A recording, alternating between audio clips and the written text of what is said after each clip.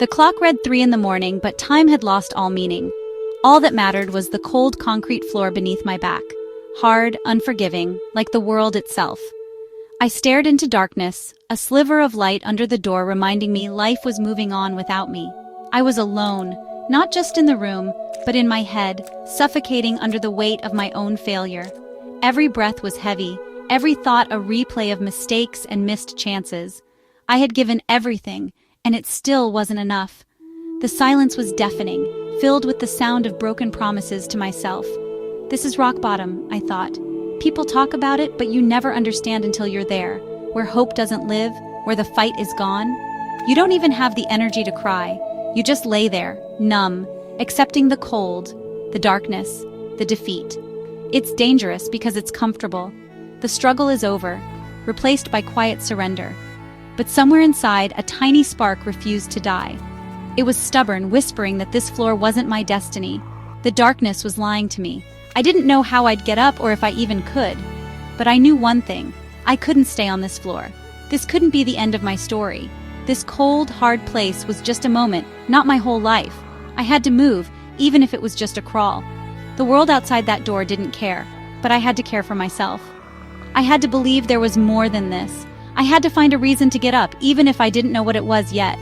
The floor was not my home. The darkness was not my truth. I was not finished. I was still breathing, and as long as I was breathing, I could fight. I could change. I could rise. This was not the end. It was the beginning of my comeback. Failure has a sound. A teacher handing back a test with a big red F, the silence after bad news, the final buzzer when you lose. These sounds became my life's soundtrack. In school, I struggled, always working twice as hard just to keep up. I watched others coast by, feeling like I was missing something everyone else had. Athletics was supposed to be my escape, but on game day, I choked. The disappointment from my coach, the groans from the crowd, the looks from my teammates, they cut deep. I wasn't just losing games. I was losing my identity. At home, the arguments and misunderstandings made me feel like I was letting down the people who mattered most. Every mistake felt like a betrayal. Every setback, another brick in the wall I was building around myself. All these failures blended together, creating a story in my head. I wasn't good enough, not smart enough, not talented enough, not strong enough. That story played on a loop, whispering when I woke up, screaming when I tried to sleep. Failure stopped being something that happened to me. It became who I was. It was a label I wore, a heavy coat I couldn't take off. Each failure isolated me further from my own potential. I started to believe the story. I started to accept it. But deep down, I knew it wasn't the whole truth. I just needed to find a way to break the loop. When failure echoes long enough, another voice appears, a whisper, just quit. It comes when you're tired, in pain, alone on that cold floor. It says, why keep fighting a battle you can't win? Let it go. The temptation to quit is powerful. It promises relief from struggle, embarrassment, and disappointment. If you quit, you can't fail anymore. You can't lose if you don't play. Quitting presents itself as a solution, a way out of pain. It tells you that accepting defeat is peace. It's a lie, but it's convincing when you're at your lowest. I listened to that whisper. I imagined what it would be like to just let go. No more early mornings, no more late nights, no more pushing myself only to fall short. The world tells you to be realistic, to know your limits. That whisper disguises itself as realism. You've given it your all. It's okay to stop, but the person who will blame you most is yourself. That whisper only has power if you let it be the only voice in the room. It preys on your exhaustion and doubt, making you forget why you started. It wants you to believe the pain of the process is worse than the pain of regret. But the easy way out never leads to a place you want to be. The easy path leads to a life of regret. And the pain of regret is 1,000 times worse than the pain of the struggle. I realized I had a choice. Listen to the whisper, or fight back. I chose to fight. I chose to remember why I started. I chose to silence the whisper with action. The struggle was hard, but quitting would haunt me forever. I wasn't ready to live with that. I had to keep going. I had to find my voice. In the darkness, a different memory surfaced, a little kid learning to ride a bike. He fell, scraped his knee, cried, but got back up. He didn't know about quitting, he just wanted to ride. That kid was me. I had forgotten him, forgotten that courage and resilience. As a child, failure was just part of learning, A scraped knee wasn't a sign of lifelong failure. It was just a scraped knee. You cried, wiped the tears, and tried again. The desire to ride was stronger than the pain of falling. When did we lose that? When did fear of falling stop us from getting back on the bike? My childhood was a series of trials and errors, fueled by fearless persistence. There was no voice whispering quit, only try again. That little kid inside me was a fighter, a champion of resilience. He was still there, buried under years of doubt. That realization was a turning point, a light in the darkness. My problem wasn't failure, it was forgetting how to get up. Every winner I admired had a story full of falls and bruises. They didn't let the falls be the end. They remembered the kid inside who wanted to ride more than anything. I needed to reconnect with that kid. I needed to remember my original why. I needed to get back up no matter how many times I fell. The fight wasn't over, it was just beginning. Pain is powerful. We try to avoid it, but what if pain is a teacher? When you're at your lowest, you have a choice. Let pain break you or let it build you. Every person who's achieved greatness has a story of pain and struggle. The pain is part of the process. It's the fire that forges steel. Without the heat, the metal stays weak. Without pressure, carbon never becomes a diamond. We want the shine without the pressure, but it doesn't work that way. The struggle gives victory its meaning. The pain you endure makes you worthy of the prize.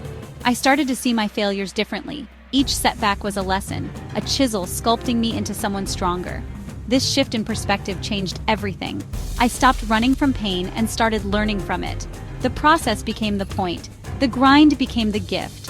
The journey through the valley prepared me for the mountaintop. Transformation doesn't happen overnight. It's a daily choice. It's the choice to see the lesson in the loss, to find opportunity in the obstacle, to let pain push you, not paralyze you. That's how you rise. A diamond is just a piece of charcoal that handled stress well. The most beautiful stone starts as simple carbon. Pressure makes the difference. Our potential is like that charcoal, raw, hidden, waiting for transformation. The pressures of life, failures, heartbreaks, challenges, turn us into something brilliant. We want to be diamonds, but we don't want the pressure. Growth only happens in discomfort. Your character, your will, they're muscles. They must be torn down by struggle to be built up stronger. Stop seeing pressure as a threat. See it as opportunity. When life turns up the heat, tell yourself, it's diamond time. The great perform when everything is going wrong.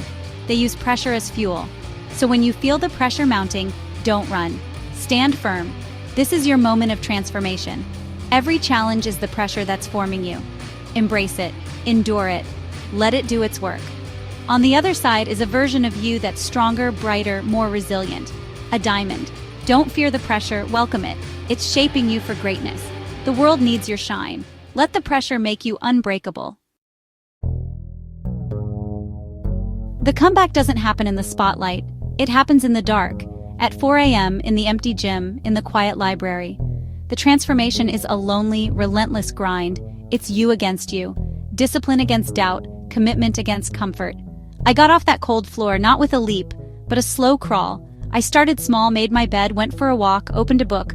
I broke down big goals into tiny steps. The victory was in the consistency. There were days I wanted to quit again, but I remembered the kid who got back on the bike. I put up pictures of my goals, wrote down my reasons, surrounded myself with reminders. I fought for my focus every day. Slowly, things changed. Grades improved, my shot fell, relationships healed. It wasn't magic, it was the grind. The world sees the trophy, the diploma, the success. They don't see the struggle. But you know, the victory was won in the dark, one disciplined step at a time. The grind is where champions are made. The dark is where you find your strength. Keep going, even when no one is watching. That's where the real transformation happens. The grind is the gift. Embrace it. I'm talking to you, the one on the cold floor surrounded by darkness, listening to the whisper to quit. Your story isn't over. This is just the middle. Heroes get knocked down, but what makes them heroes is they get back up, every single time. You have to decide, stay down or rise. No one is coming to save you.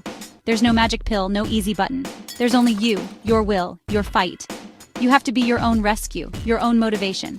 Look pain and failure in the eye and say, you will not defeat me. Fight for your dream, your family, the kid inside you who didn't know how to quit. The fight is every day, in the small choices, in the hard moments. Win the small fights, and you'll win the big one. So get up, right now. I don't care how tired you are, how much it hurts, how many times you've been knocked down. Get up. Your future self is begging you. Your destiny is waiting, but it won't come to you on the floor. Rise up and go get it. The world needs your gift, your story. Don't rob the world of your potential because you were too tired to fight. Get up and show yourself what you're made of. This is your moment. Don't let it pass. Get up and fight. Let me leave you with this.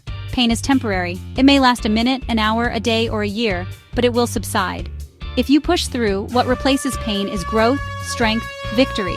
The pain of the workout is temporary. The strength you build is yours to keep. The pain of studying is temporary. The knowledge lasts a lifetime. The pain of struggle is temporary. The character you forge is permanent, but quitting lasts forever.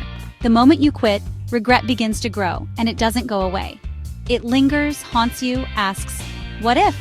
Quitting is a permanent solution to a temporary problem. You'll have to live with the fact that you gave up on yourself.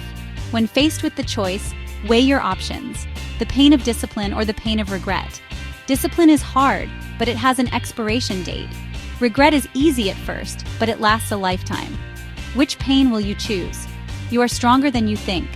Don't let a temporary feeling make a permanent decision. Embrace the pain, grow through it.